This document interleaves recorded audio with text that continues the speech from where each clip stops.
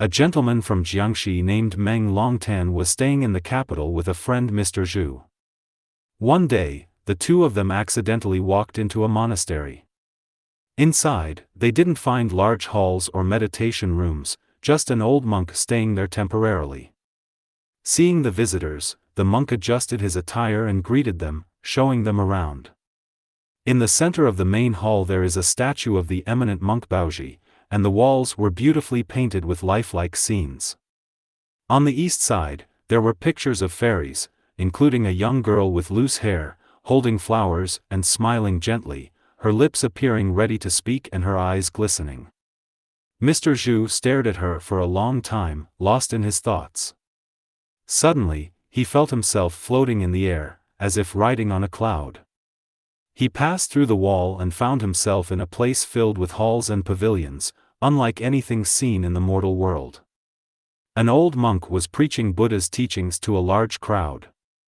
Mr. Zhu joined the crowd and soon felt a gentle tug on his sleeve. He turned to see the young girl from the painting, who walked away smiling. He followed her along a winding gallery to a small room, but he dared not venture further. She waved her flowers, inviting him inside. The room was quiet and empty, so he went forward and hugged the girl. The girl did not resist much, and the two of them loved each other like a married couple. After which she then left, asking Mr. Zhu to stay quiet until she returned. This went on for 2 days until the girl's friends discovered Mr. Zhu. They jokingly said, "You're a married woman now, so you should change your maidenly hairstyle." They gave her hairpins and head ornaments to bind her hair. She blushed but said nothing. One of them exclaimed, "Sisters, let's not stay here any longer, it will make others unhappy." They all giggled and left. Mr. Zhu noticed how beautiful the girl looked with her new hairstyle. However, they suddenly heard the sound of heavy boots, chains, and arguing voices. The girl was terrified. They peeked out and saw a messenger in golden armor with a face as black as lacquer, holding chains and a hammer, surrounded by a group of women. He asked, "Is everyone here?" They replied, "Yes."